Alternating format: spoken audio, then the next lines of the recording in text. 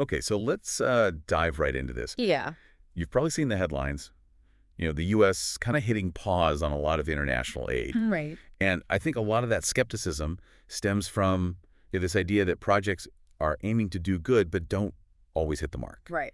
And we're going to kind of go beyond the sound bites and explore why some of these projects struggle and, what's being done to try to make sure that that aid actually makes a difference. Yeah, I mean, it's a complex issue. Sure. And I think it's important to acknowledge that good intentions don't always translate into, lasting impact on the ground. Right. So there's a growing need to really understand not just what we're investing in, but how those investments actually translate to change in people's lives. So that's where monitoring and evaluation comes in, Yeah. or M&E for short. M&E, yeah. And I'm curious from your perspective what M&E really is.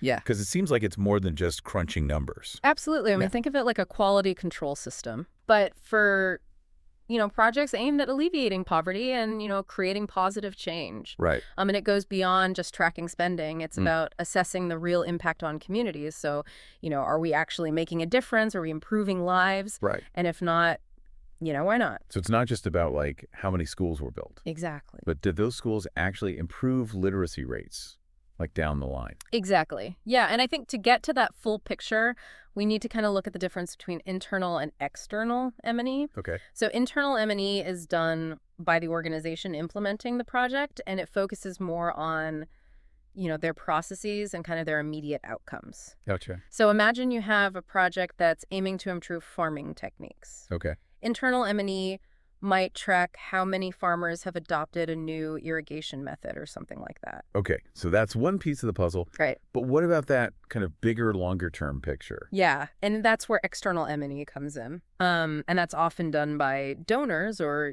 independent evaluation groups. Okay. And they kind of take that longer view. So, years later, they might go and assess, did those new irrigation methods actually lead to higher crop yields? Oh. Or, better incomes for the farmers? It's about kind of measuring that sustainable change. And that's where things get really interesting for me, I think, because we're talking about people. Right. And different stakeholders in these projects have different ideas of what success actually looks like. Yeah, absolutely. You hit a very crucial point. I think, international development involves a whole web of different players. You have donors implementing partners like NGOs, Right. governments, and of course the communities themselves, and each might define success differently. So a donor might focus on the number of wells that were built, Right. while the community might prioritize like long-term access to clean water and like actual health outcomes. Exactly. Yeah, I mean, donors tend to focus on things that are measurable. So, outputs, things that can easily quantify. Whereas communities are more focused on long-term outcomes, their well-being. Right. Things that are much harder to kind of capture in a simple report. And that clash of perspectives can create problems. Right. Right. Yeah. It's not just about good intentions anymore.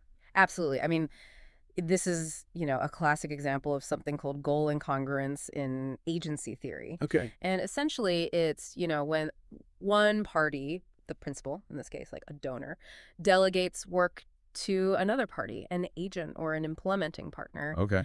Problems can arise if their goals aren't truly aligned. So let's unpack agency theory a little bit, Yeah. because it feels a little academic, and I want to make sure that it connects with how people kind of think about and understand international development. Sure. So it's simpler than it sounds. So let's stick with our, well building example. Okay. So the donor wants to see, as many wells built as quickly as possible. Right. But the implementing partner who's actually working on the ground, might know that a more sustainable approach involves building fewer wells, but also training community members on, maintenance and water management. So they both want clean water, Right. but they have different ideas of how to get there. Exactly. And that kind of leads us to another key issue, which is information asymmetry. Okay. So the implementing partner often has a lot more, on the ground knowledge than the donor does, Sure. and there might be problems that are hidden or, actions taken that don't really reflect the needs of the community. So it's not necessarily like malice or anything, Yeah. but just different perspectives and access to information. Right. And I can see how that creates tension. Exactly. And this is really where, M&E steps in. Okay. Because by gathering and analyzing, the right data, Yeah. M&E can expose those goal mismatches Okay. and kind of fill those information gaps. And it becomes a tool for, transparency and shared understanding. So M&E is not about just measuring success or failure. Right.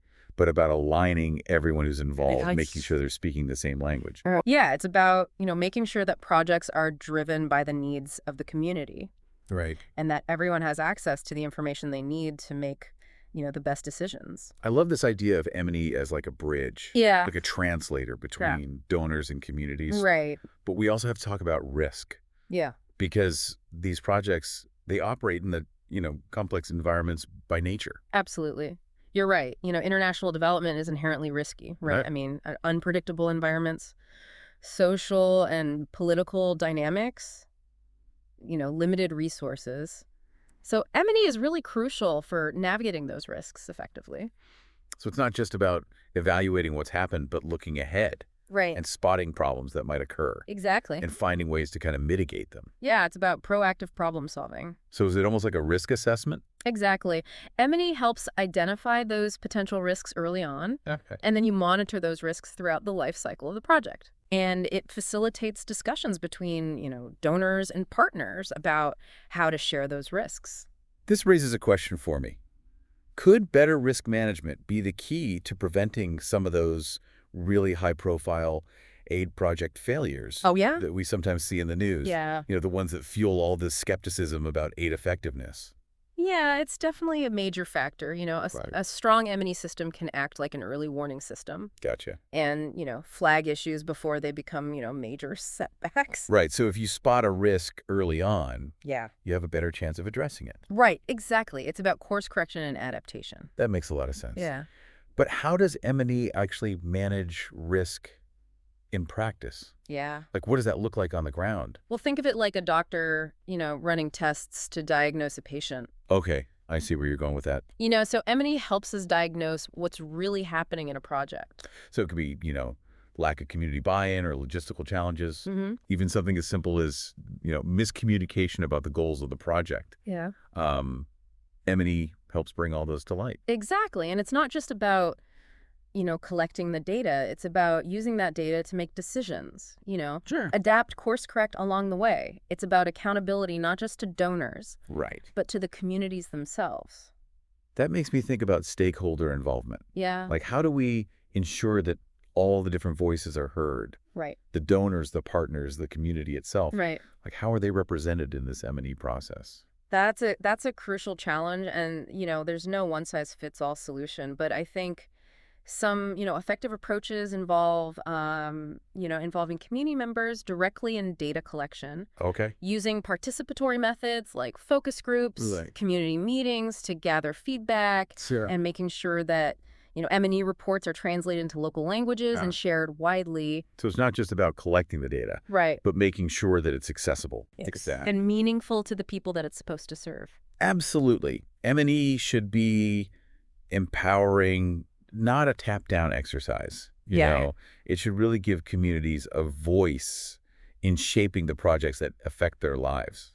And this is where it gets really interesting for me because we're starting to see a shift Yeah. away from that traditional top-down M&E Right. towards these more participatory, community-driven models. Yeah, you're absolutely right. There's a new wave of M&E that really emphasizes, local knowledge, Okay. community ownership. It recognizes that communities aren't just passive recipients of aid. Right. They're active agents of change. So instead of just asking, did this project meet its objectives, Right. we're asking, did it actually make a difference in people's lives? And Yeah. how do they define success? Exactly. That's a huge shift. Yeah. And it's crucial for ensuring that, aid projects are truly responsive to community needs. Right. And that the changes that, they bring about are sustainable in the long term. It's moving beyond just checking boxes Right. to understanding, the actual impact on people's lives. Yeah, and I think this idea that M&E can be a tool for empowering communities is really powerful. Yeah. Because it's not just about accountability to donors, Right. but it's about accountability to the people themselves. And when it's done right, Yeah, it can create kind of this virtuous cycle, absolutely. right? Where better data leads to more informed decisions, Yeah. which leads to more effective projects, Right. and ultimately a greater impact and, improved lives. Exactly. That's what we're all aiming for. So we've covered a lot of ground here, Yeah. from defining M&E Yeah. to kind of its evolving role in development. Right. What stands out to you as the most important takeaway for our listeners? I think for me, it's recognizing that, M&E isn't just a bureaucratic step. Okay. It's fundamental to effective aid. Yeah. It's about turning good intentions into, real measurable improvements in people's lives. Yeah. It's about learning from our successes and our failures and constantly striving to do better.